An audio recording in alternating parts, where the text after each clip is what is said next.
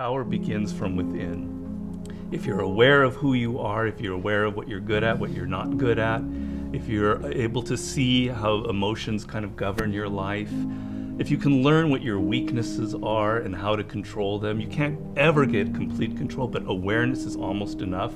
Slowly through this process of knowing who you are and understanding other people and how they operate so you don't make stupid mistakes in life, you can increase that little tiny margin more and more and more, and you will be a person of power. Law number 1 in the 48 laws of power is called never outshine the master. And almost every single person in the world has violated that law, myself included. Basically how it works, you're so eager to impress your boss or whomever in your new job that you try so hard that you make him or her feel insecure. Like maybe you're younger and better than they are. And because of that, you're fired, or something bad happens to you and you never know why. Do you think meditation is allowing you to make more interesting connections because of the quiet? Yes, I mean, I'm not going to go too deeply into this. It's a theory of creativity that's not my own, but that I use a lot in mastery. And basically the idea is that ideas are generated in the unconscious. They're not generated consciously. Your conscious mind is very limited what you can hold in your memory. Right. But unconsciously, in your subconscious, when you're asleep, when you're dreaming, the mind is filled with thousands upon thousands of ideas and things that are there, that are lingering there. And connections are being made all of the time. And occasionally those connections float up to your conscious mind and you have a brilliant idea about how to do something. 1 out of 10 people are like great manipulators. And there just takes one person and they can ruin your life. We were born with this natural talent. Every single person is born with this talent for getting inside the minds of other people. It's something that you're not even aware of. How do they need to conceive of that? To what end are they using that skill to make their own dreams come true? First thing is, you're not aware of this power that you have.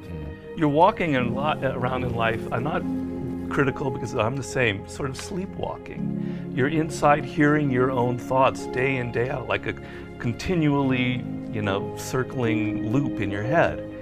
And you're not aware of the fact that if you stop that and you look at other people, a world opens up to you. So what's the first component of that world?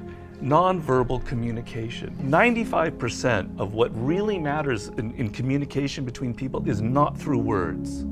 Words are used to deceive you, to disguise what people are really thinking. What are just a step or two that they can take down that path starting today? The first thing to understand is the most important, and that it is a skill. If you want to play the piano, you can't just sit down and suddenly play. You've got to practice it. You've got to practice it every day. And if you practice an hour a day, you're going to get better at it. Why are children able to learn and an adult can't? The reason is children don't think that they're superior.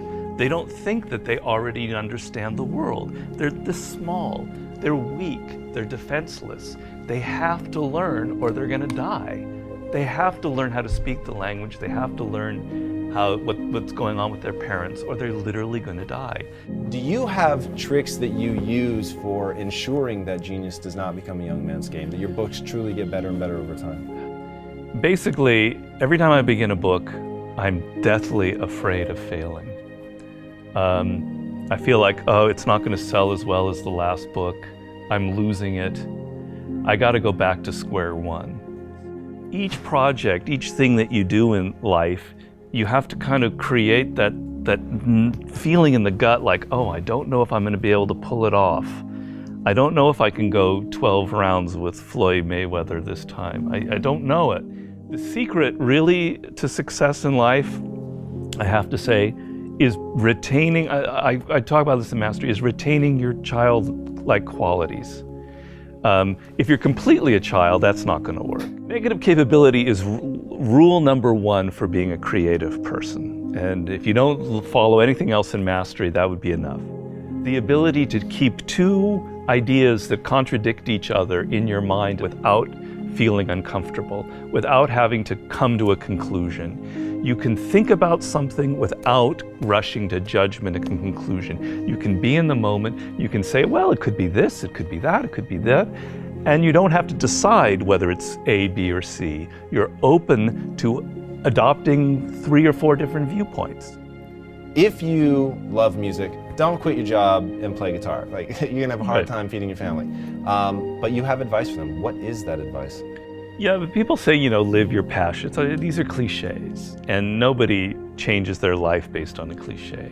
You've got to do hard work, and to do hard work, you have to have a roadmap. Somebody has to show you step to get there.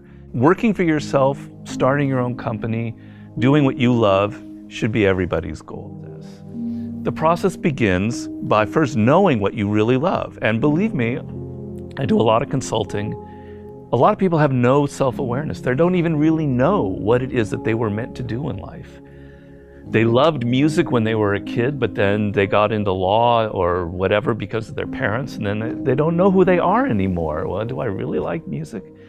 You got to go through that process first of figuring out what it is that really connects to you in a deep, visceral way, what you loved when you were a kid, what still excites you.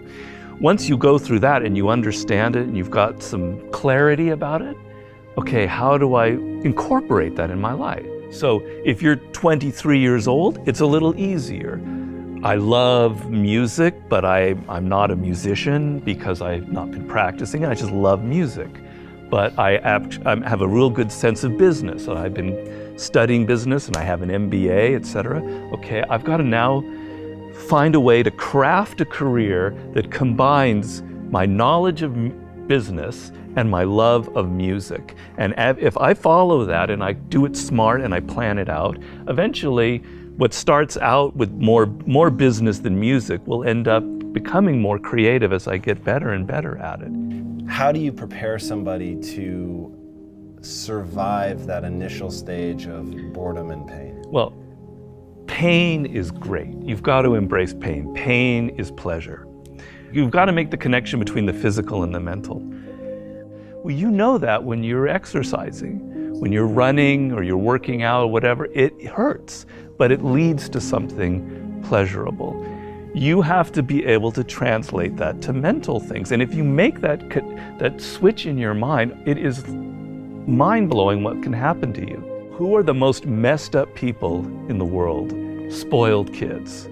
Kids who are given everything, who have a rich father or mother and they don't have to work or try. They are the most messed up people you'll ever meet. Each person, I make this point in Mastery, is born unique. And it's kind of one of those cliches. Yeah. But there's science to it. The science is your DNA will never be repeated. The way your brain is wired will never be repeated. Your experiences in life, you're one of a kind. And it's an amazing thought if you think about it. Of all of the billions of humans that have lived and will ever live, there will never be anybody who is wired like you are wired.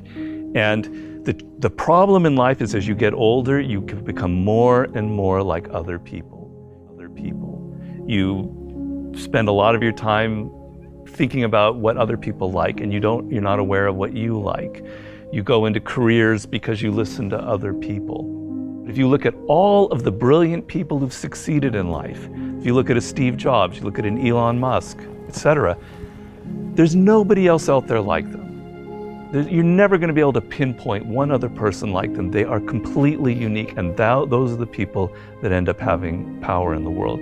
So if you're going to be able to create that website, that blog, that whatever it is, that startup that is different, that has its own niche and reflects you, something good will happen from it. Control people's perceptions of reality and you control them. It's a great military strategy. Comes from the great Colonel Boyd, who invented what's known as the OODA loop. And he came up with the OODA loop, which means orientation, observation, decision, action. You have to observe what is happening, orient yourself into the context of it, decide what you need to do, and act. We want to believe that there are shortcuts to success. We want to believe we can take a drug or we can do something that'll make it quick and easy. But the truth is, it takes grit. It takes persistence. So it's hard to understand what could happen to you in 10 years in a visceral gut way of what it means to have failed in life. And to me, failure in life is not having money. It's not realizing your potential. You're 60 years old and you said, I could have been this, and I never did it. That's like the worst thought I think anybody can have.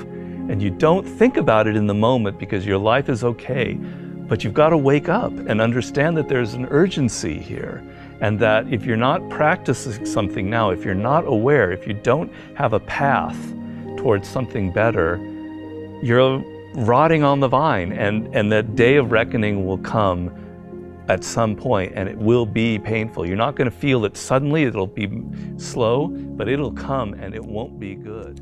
Just being aware that you now have a plan is enough to lift you out of that depression. Okay, I'm working at Burger King, but I know I'm going to get to this community college and get a degree here after I save enough money.